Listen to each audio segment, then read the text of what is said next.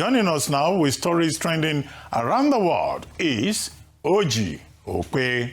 Good morning. Good morning, Dr. Abati. How are you this morning? I'm good. Good morning. Good morning, Oji. How are you this morning, Ayomide? Yeah. Good. Good morning, Rufai. How are you this morning? Good morning, Oji. Fantastic. All right. Well, good morning to you, viewers. Let's begin what's trending with these heartbreaking scenes emerging from Minab in southern Iran as thousands of mourners filled the streets for a mass funeral procession for the young girls killed in the strike on a primary school last Saturday.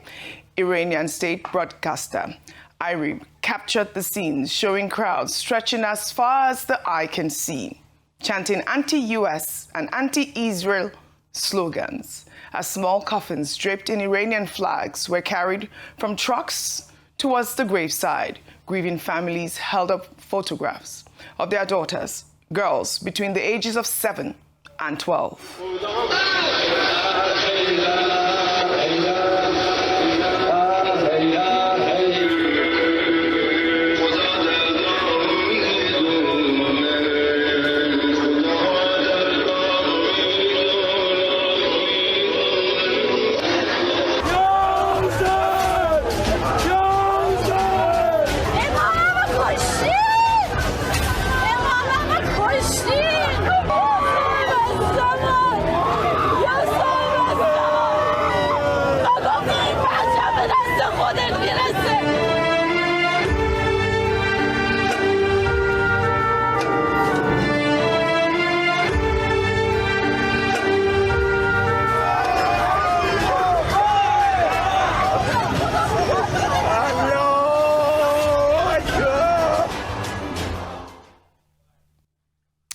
The United Nations has called for an urgent investigation into what it described an absolutely horrific attack with over 150 students confirmed dead.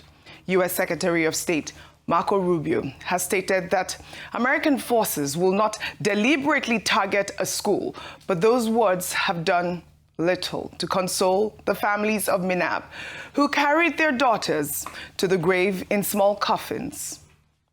Now, whatever the military justification, whatever the intended target, small coffins draped in flags tell a story that no press statement can undo.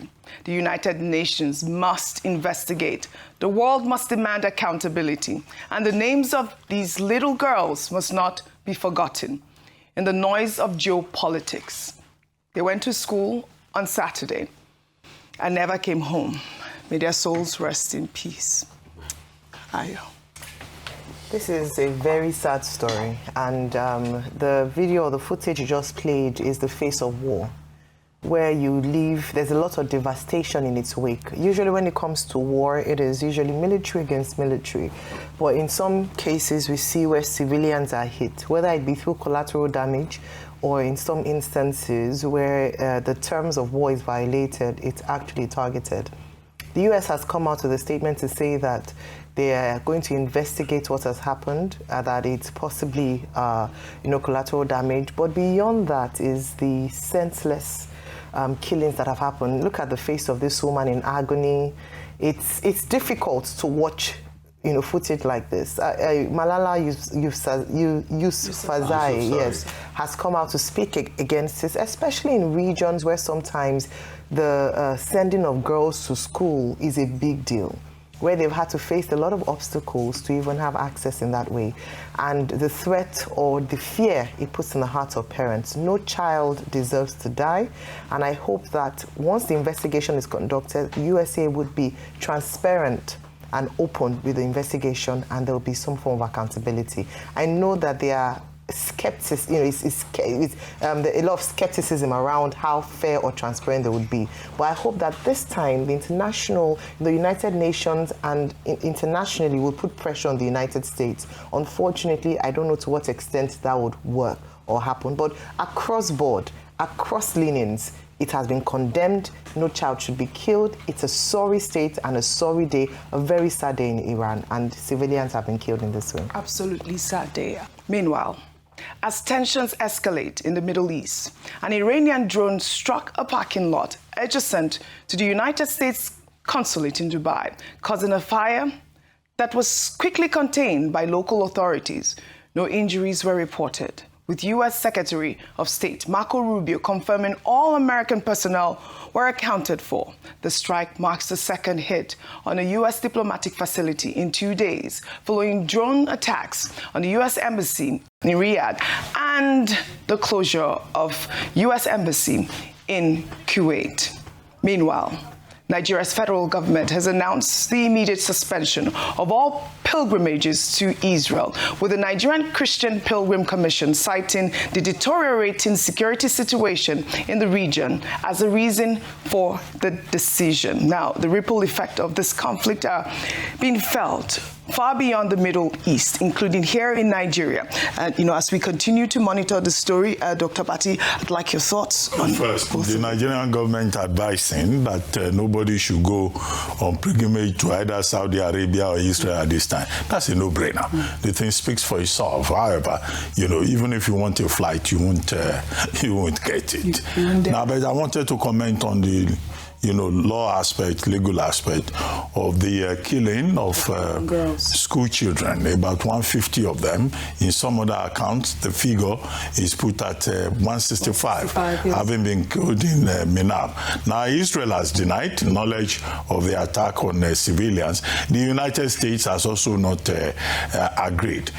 Could it have been Iran attacking schools in its own territory?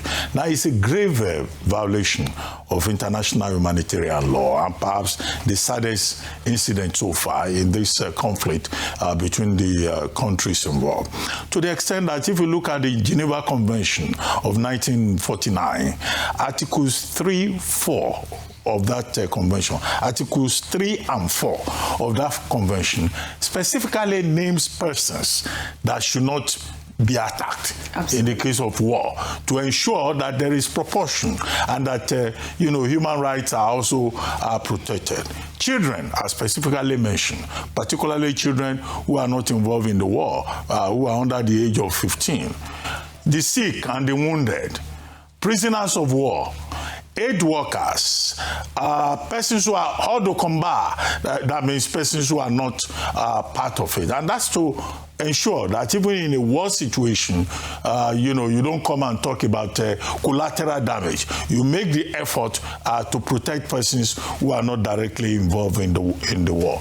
But I hope that when this ends, all the persons who engage in war crimes and crimes against humanity, as the protocols of the International Criminal Court, ICC, points out, will be made to answer for war crimes, because the number of people who are committing crimes against humanity is continuing. And in such case, when a proper accounting is asked to be given, I hope that there will be no partiality and there will be nobody coming to say, oh, we were not part of the Rome Statute, because that's what the United States will say. That is what Israel will also say when we get to that point. Okay.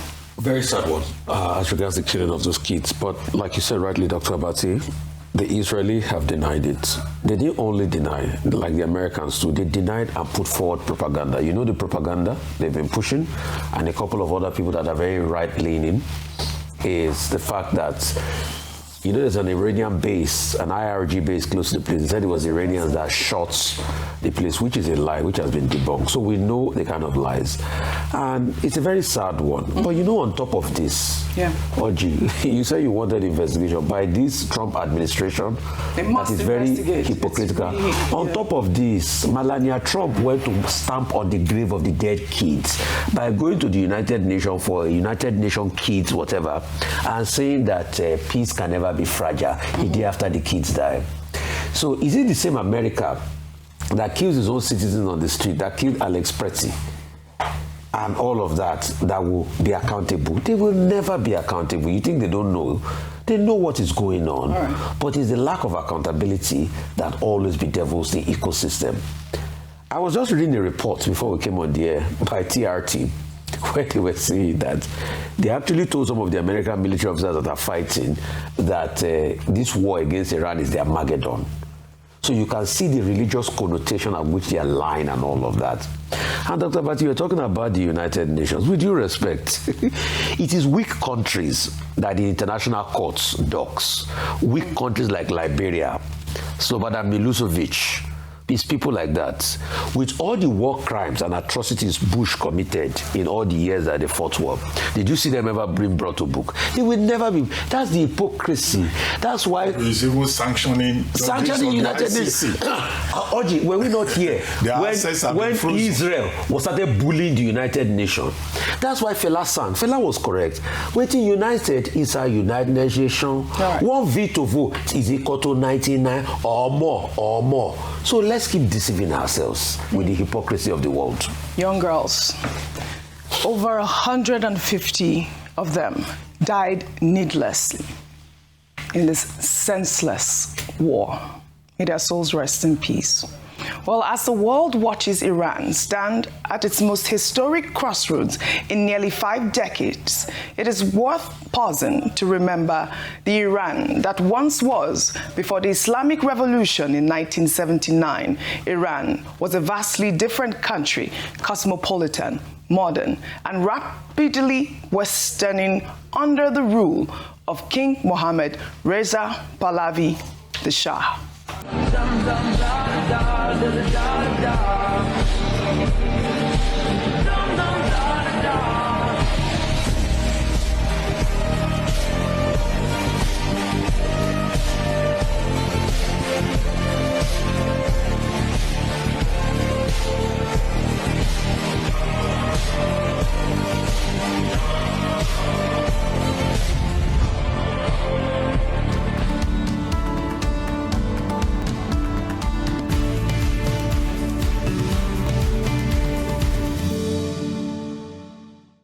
From 1941 to 1979, the Shah pushed Iran towards secular modernization, expanding the economy, growing educational opportunities, and dramatically advancing women's rights. Women gained the right to vote. In the mid-1960s, the first female representatives were elected to parliament. The hijab was banned in public, and women mixed freely with men in universities, workplaces, and social spaces. Tehran, once described as one of the most cosmopolitan cities in the Middle East, had ski resorts, bustling department stores, and a thriving arts and music scene.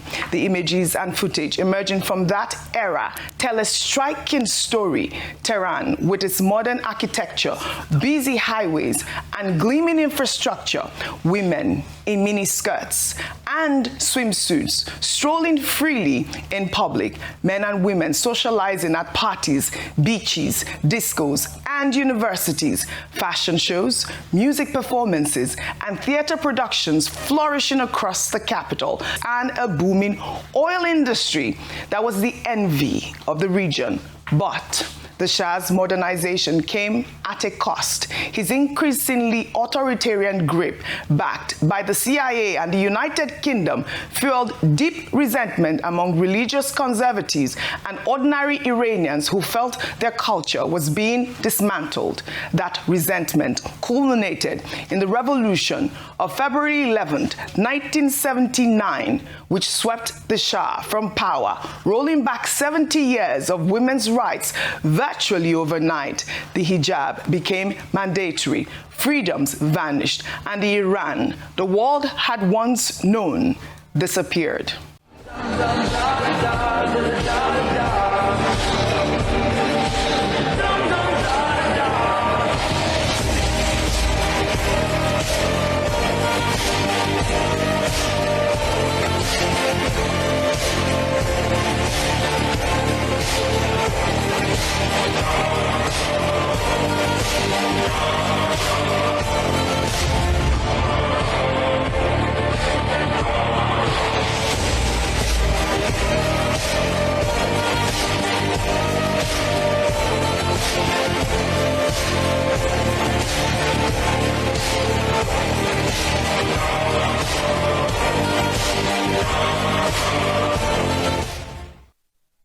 Now, 47 years later, with Khamenei gone and Iran's future uncertain, those vintage photographs of women in miniskirts on the streets of Tehran are circulating once again on social media, a reminder of what was, and perhaps a quiet prayer for what could be again. History does not always move in a straight line. But today, Iran stands at a turning point, and the world is watching. The world is certainly watching. Those images were quite nostalgic when they began trending again on social media after the US and Israeli attacks.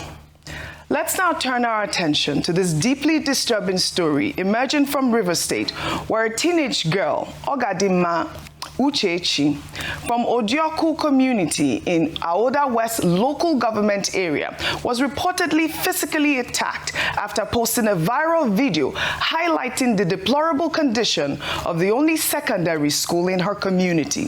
The video shows Uchechi standing before a classroom of students in red uniforms, appealing directly to the community chairman, Eugene Cheta Ekpele, to come to the rescue of the children who need schools, chairs, boards, or windows. The assault was said to have occurred on the 27th of February when the chairman reportedly visited Uchechi's family home with his brother and several men. The chairman's brother was said to have attacked her, accusing her of damaging his brother's image online, and left her with a swollen and bruised lip, facial swelling, cuts, and visible bleeding. While in an interview with BBC Pidgin, Uchechi recounted how Ekpele's brother forced entry into her home, pushed her mother, and beat her, and attempted to strike her head with a shovel. So Monday pushed my gates, entered my compound, and then he started beating me. He beat me until my mommy then now cry and then shout, say, make people come help her, say Chama won't kill him pikin. Then Kakoro God's time come enter, hold the shovel away. Monday Cheta, the one use hit my head. So after that, the community people come they shout for the chairman, say why chairman go do this kind of thing? And then he entered this vehicle and he left. I don't fear for my life because he mean to say even though say anything happen to me, say nobody go hold him. My mother now, our life they at risk. So now I'm scared and I'm calling out for help. Well, the Aoda West local government has denied the allegations, calling them false and misleading, but offer no counter evidence and made no attempt to address the state of the school. As of now, no confirmed police investigation has been reported. Human rights group FIDA has since been involved, and Nigerians on social media are directing their outrage at Rivers State Governor Sim Fubara, demanding accountability. This young girl just went to, do what she deems as right for her community. Highlight the deplorable state of a school. Simple. The only secondary school, I am told, in her community, and was beaten blue-black, even with a threat of a shovel on her head. We demand justice for Ogadimma. We demand justice for the Uchechi family in Ahoda West, right? Local government area of Rivers State. We demand justice for all those children attending this particular school, because education is not a privilege, it's a right. So stated boldly in Chapter 2 of the Nigerian Constitution 1999. And when you see schools like this, either in Rivers or elsewhere, where students are subjected to sheer indignity, sheer deprivation, subjecting them to studying in this kind of inhuman environment, government should be called to order. And I believe that Ms. Ogadimma Uchechi has not done anything that is wrong, criminal. She has the right to say, look at the environment where we're studying. And what we have seen now is also the power of social media. Everybody is a journalist now, whether they are teenagers or whatever. They have a voice. Social media has given them a voice. And she has used her own voice in a constructive manner by engaging in social criticism so early in life. Now, why I say justice for the Uchechi family, the chairman, if it is true that he went there with thugs, because the people who went to brutalize the young lady, they are thugs, the family should sue for trespass because the chairman didn't go there on the invitation of the family. And he went there to assault the daughter. He should even be charged also for assault. Yes. Because we have been condemning Donald Trump on this table, that he's doing might is right. The chairman should not be behaving like he's mighty and turning his local government into a thug local government. So that's why the matter should be reported to the police. And the police should also do their job. They should not say, hey, we are not aware of the story. No, there's threat to life, which they must take up. And the persons, the thugs of our other local government area that have been mentioned in this matter, they should be taken to court to come and defend themselves. Or if they try to explain Nigeria to you and you understand, it's either your brain is confused or something. One would have thought that in a society where people bring public accountability to bear, the local government chairman will call us, oh, sorry, this is happening in your score. Thank you, and we fix it. But you go ahead to beat the person. These are the same people you will ask for their vote and you say you want to serve. So if they explain Nigeria to you and you understand it, you must be mad. Absolutely. We demand justice for the OjyOkpe family. Let's now take reactions to the decision by the Nigerian Medical Regulatory Body, which has officially suspended OjyOkpe Medical Director Dr. Tunde Majekodunmi and 2 other doctors following the death of Nkanu Adechi Esege, son of renowned author Chimamanda Ngozi Adichie, and her husband, Dr. Ivara Esege, after a panel established a prima facie case of medical negligence and professional misconduct. The child died on January 7th after receiving treatment, first at Atlantis Hospital and subsequently at OjyOkpe Hospital in Lagos. In response, OjyOkpe stated its commitment to cooperating with authorities, but warned that confidential patient information appeared to have been disclosed outside appropriate channels, a concern they intend to raise through legal and regulatory means. 3 doctors suspended, and a grieving family still waiting for justice. It is worth noting that OjyOkpe's response focused not on condolences or accountability, but on confidentiality breaches, a reaction that many will find deeply insensitive in the face of the child's death. And I'll take a response from Adeni, who wrote, "This is the harsh reality we are facing in this country. It is one of the reasons the average life expectancy in Nigeria is set to be around 52 to 54 years. Our healthcare system is far from where it should be. Too often we hear of negligence, carelessness, and a nonchalant attitude as if human life does not matter.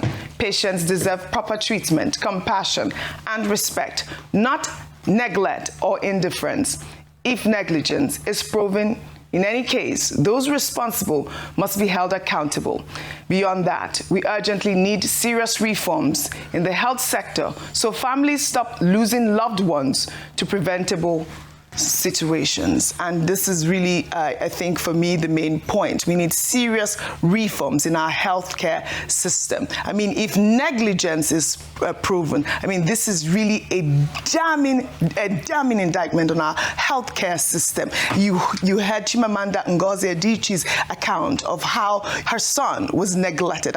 This is the first time I'm discussing this story as well, because I have really gone through grief. So I understand what she absolutely is feeling at this moment. Also with the statement that was put out. For me, I thought that, it was unnecessary. If you're having to have a breach in your system, discuss that within your organization. The public, we don't need to hear that. We all just need accountability at this moment. Absolutely. So the key word is accountability, and I love the last post you read out, which is, at the end of the day, reform in the health sector. I said it earlier that we've had too many deaths in Nigeria that could definitely be avoidable. It's no wonder if you look at the health system or the state of our healthcare system or sector, and the fact that Nigeria has the largest mortality rate in the world. Many of these lives, whether mother or child, will be saved if we had, proper processes, checks and balances, right, had the right equipment, we had doctors who were willing to go to work and not consistently on strike. I cannot count the number of people who have died as a result of the fact that they didn't have a competent medical personnel to attend to them. And so the first thing I would say, it's my first time also, well, earlier today was my first time speaking on this, and I talked about how it was very difficult for me, from a place of humanity, to imagine the loss of life of any child, indeed any human being. For anyone in Nigeria who has had to endure the loss of a relative or a loved one because of medical negligence, this would be a trigger for them, because you can almost imagine that your loved one would be here if things had been handled properly. Now, it's good that the Medical and Dental Council of Nigeria have come out to speak about the process of the case and how fast they've handled it, how they've expedited it. But I also made a case earlier on this morning that it's important to recognize the fact that when we talk about the state of the healthcare in Nigeria, it is belabored by a number of challenges. And I wish that we wouldn't have to have sad incidents like this before we start to make we start to react. We are very reactive, we are not proactive. A number of times, people have said that if it were not the case of the person involved, would they have acted or acted promptly? Because there are countless number of people who have died at the hands of negligent doctors. I also did mention that even the best of doctors make errors. But if you see in progressive countries, in countries like America and the United Kingdom, they are able to face accountability. What I asked for was a proper process done, because personally I've had encounters with two of the doctors mentioned, and in my case they handled it with utmost professionalism. If anything went wrong in the processes, that's Dr. Tosimaje Kondumi and Dr. Owaji, if anything happened in the process in handling this case, then sadly it's unfortunate that they would have to face disciplinary action. However, I hope that this would be a wake-up call for Nigeria and Nigeria's health sector.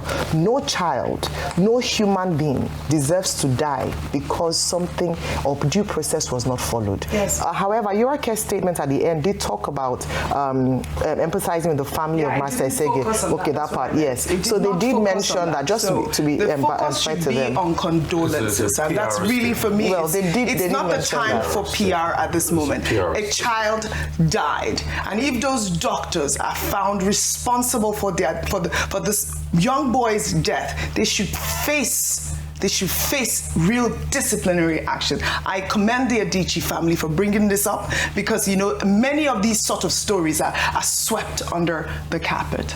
Our condolences remain with the Chimamanda Ngozi Adichie family and Dr. Ivera. May his soul rest in peace. Now to politics in Edo State. New videos have emerged that show young men actively eliminating the African Democratic Congress political presence in the state. In the videos, which began circulating on Tuesday, men are seen pulling down billboards, while another video shows one of the party's headquarters sealed off to the public. Let's take a look. Any TADC for Edo State, we don't need them. Not be Isha at all. We don't need them. What the governor they do for Isha? Una the craze. We don't want to see una again for Isha. God punish you now. Now they craze. Here is our ADC Secretary Award 6. We have just been told that Edo State government has come to seal our office up here. So this is they are written up, and this is the twine they use in sealing it. Edo State again. Edo State. The As state of now, of my brother Akwakomisa. We have not seen any comment from officials or the police in the state, but online, a number of Nigerians have called out these actions, calling them undemocratic, stating that everyone should have the right to freely campaign or campaign freely.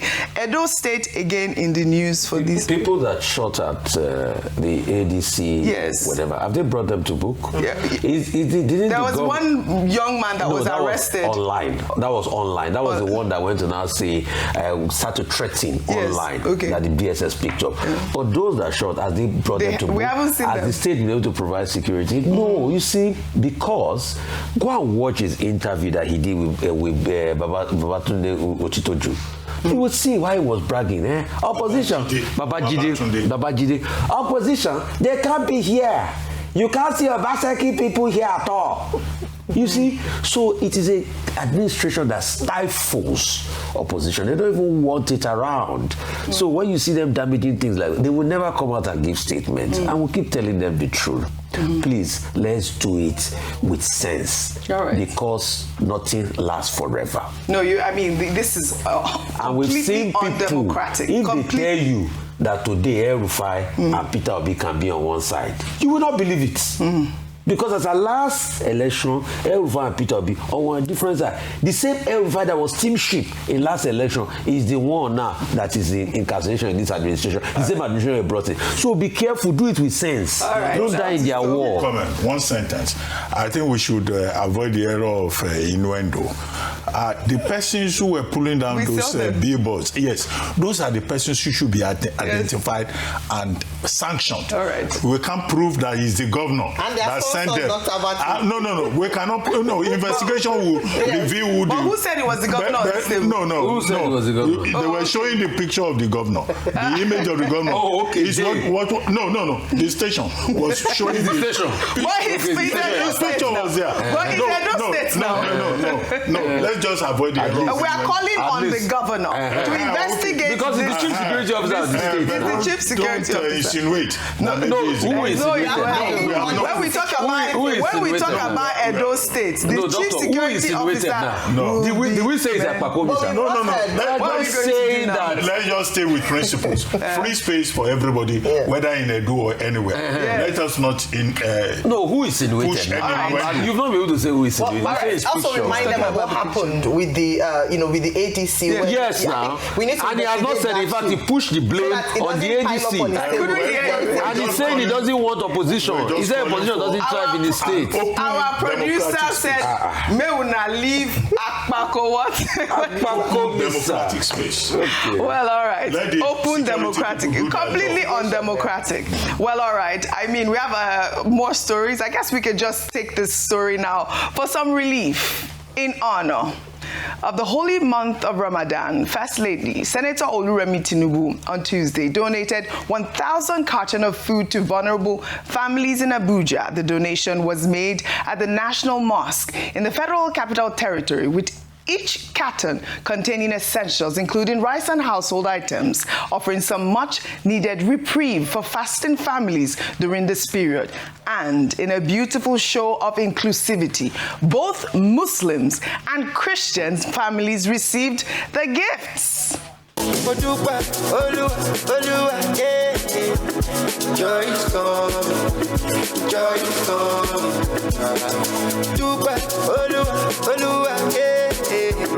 Joy is coming, only a little more.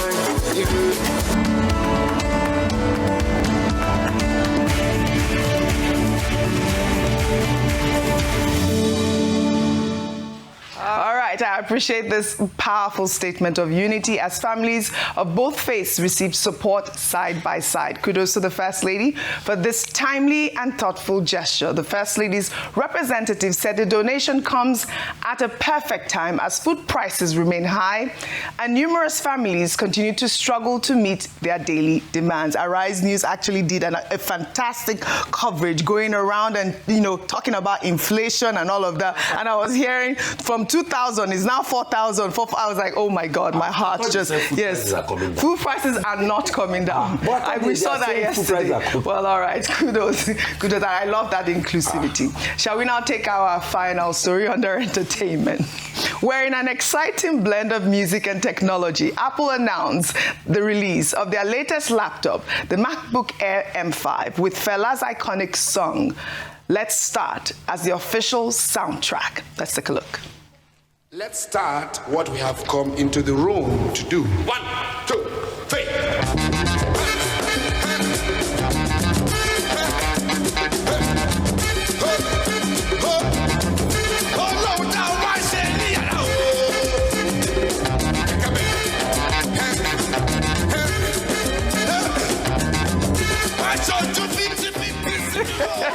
Don't go go there. We'll go there. Fela's music continues to capture audiences across generations. What a legacy. We're talking about Fela here. Only Fela. Fela's legacy lives on. I thought I loved it. Well, on that note, I'd love to thank you all for your great analysis, as always, on What's Trending. Rufy on fire, as always. Well, that's all I have for you guys on What's Trending today. I'll see you all tomorrow.